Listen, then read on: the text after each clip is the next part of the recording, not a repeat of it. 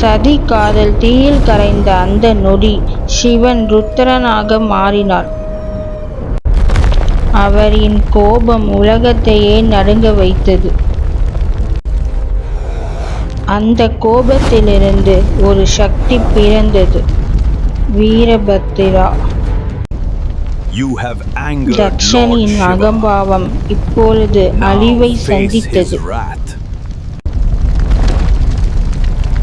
அகம்பாவத்தின் முடிவு எப்பொழுதும் அழிவுதான். ஆனால் கோபத்தின் பின்னாலும் ஒரு காதல் உடைந்து கிடந்தது. உலகத்தை காப்பாற்ற விஷ்ணு தயாராயிட்டார்.